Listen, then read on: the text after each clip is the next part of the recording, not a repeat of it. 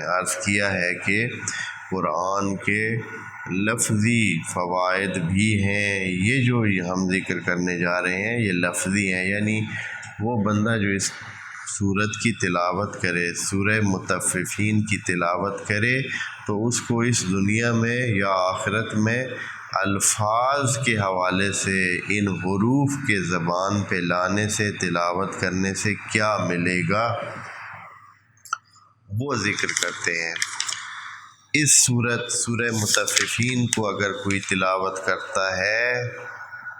مسلسل تلاوت کرتا ہے، یعنی روزانہ کرتا ہے، ہفتے میں کرتا ہے، جتنا اس سے ممکن ہو سکتا ہے وہ کرتا رہتا ہے، تو خدا کریم اس شخص کو آخرت میں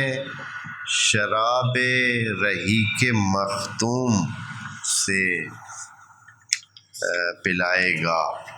یہ اس کا آخرت کا ایک فائدہ ہے۔